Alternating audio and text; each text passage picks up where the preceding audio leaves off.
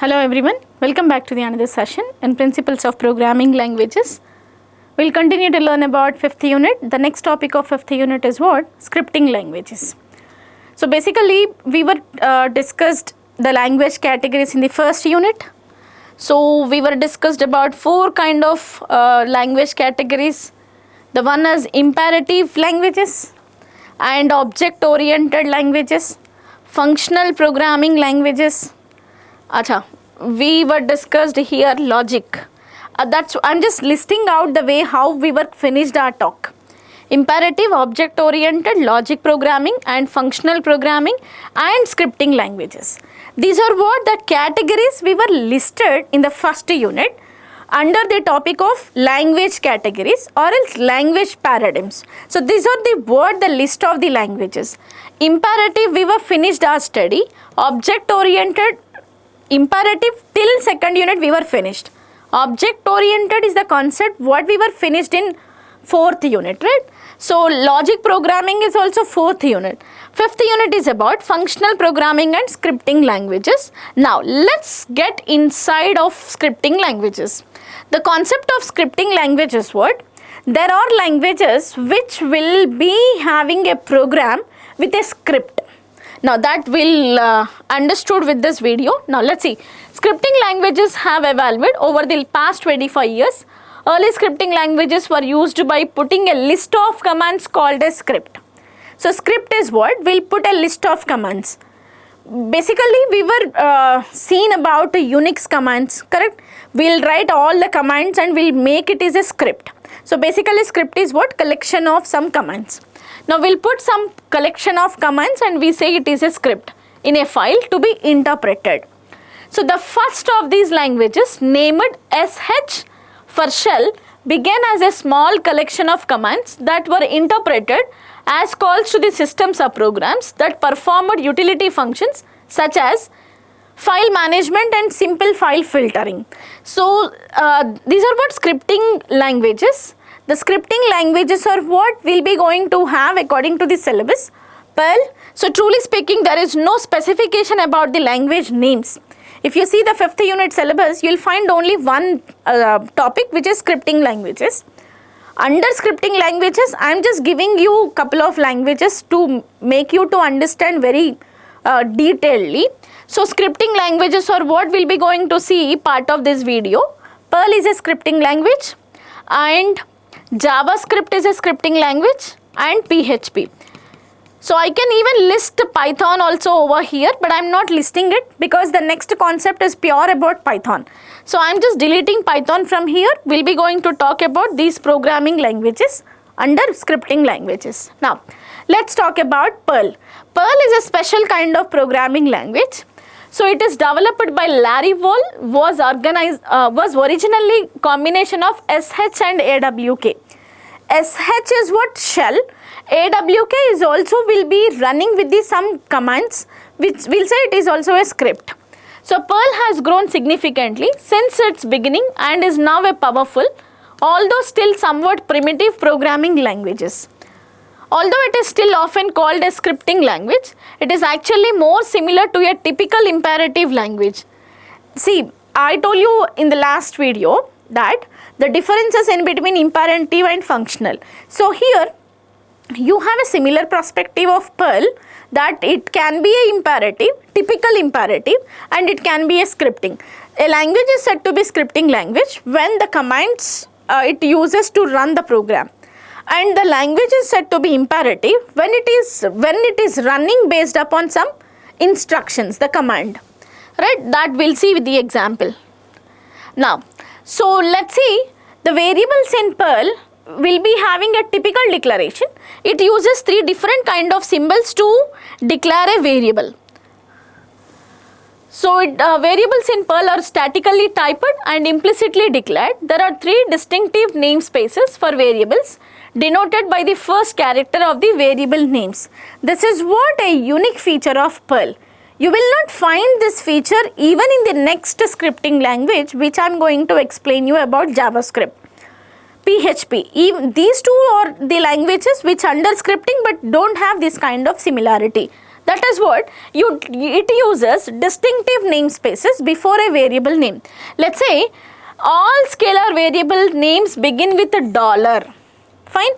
Let's say dollar name is equal to, I'll write some apple. Now apple is what? Name of a scalar variable.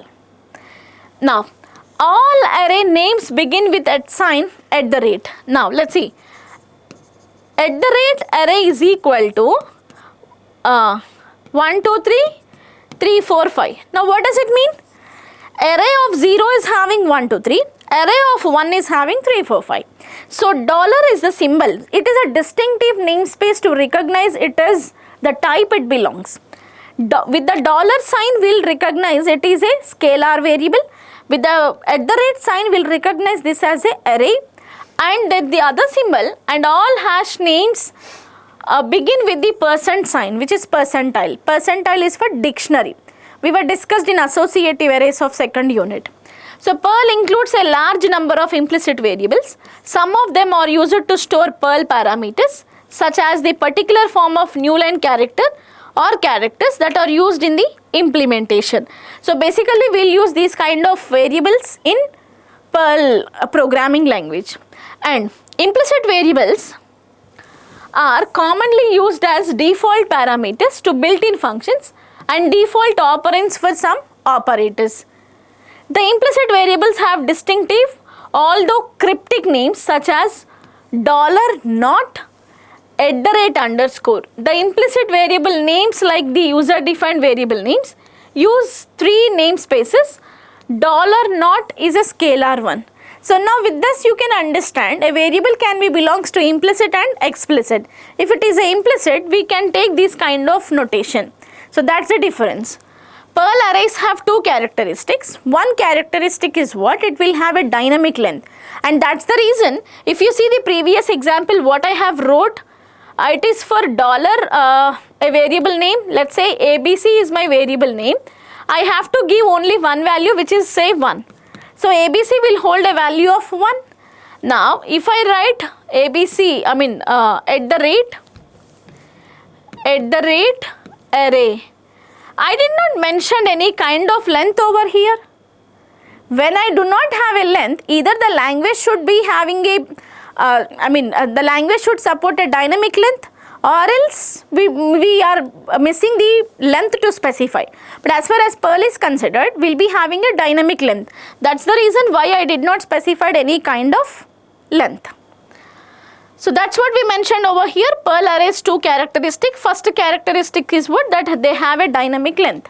That's the very reason no Perl array will have a length specification, a maximum specification in the instruction. Second, arrays can be spares, meaning that there can be gaps between the elements. So these are what the unique characteristics what you can find out in the Perl. And Perl includes associative arrays which are called hashes. These data structures are indexed by strings and are implicitly controlled by hash tables. Concerned to this hash tables or dictionaries, we were discussed in the associative arrays of second unit. The Perl system supplies the hash function and increases the size of the structure when necessary. So Perl is a powerful, but it is somewhat dangerous because the scalar type stores both strings and numbers. So when it is having mixing of data type, definitely it will be a dangerous part to store the data inside of a variable of Perl. Now let's talk about the second scripting language, which is JavaScript. So basically JavaScript is what? The name itself, it tells it is a scripting programming language which is originally developed by Braden Eich at Netscape. Its original name was Mocha. It was later renamed as LiveScript. Now pronouncedly we say it is a JavaScript. So JavaScript has gone through many evaluations from 1.0 version to 5.0 version.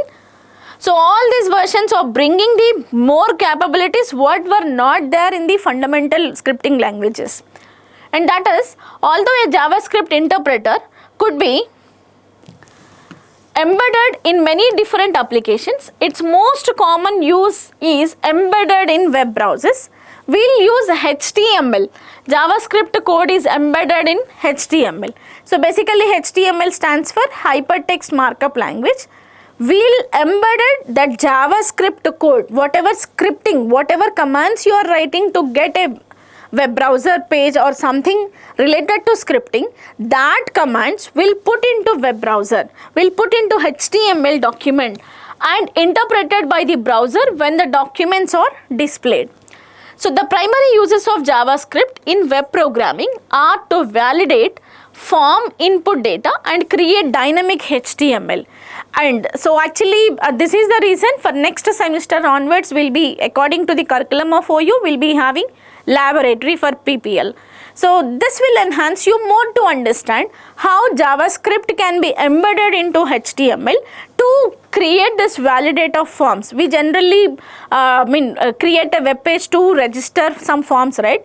Registration forms or some buttons we will be having in the web page. That all will write using of JavaScript. So JavaScript also is now used with the Rails web development framework. JavaScript character strings and its arrays have dynamic length. So this is about JavaScript, and let's talk about PHP. PHP is also comes under scripting programming language.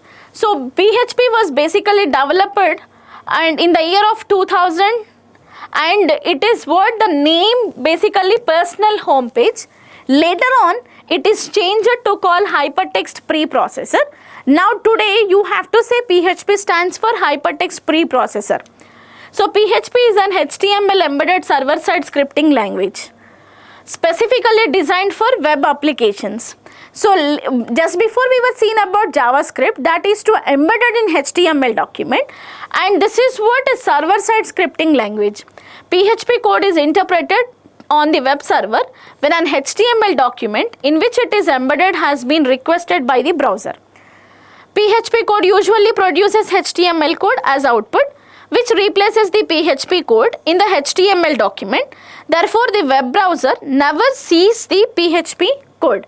So this is what the unique feature of PHP. So these are the programming languages which basically called as scripting programming languages. Thank you all.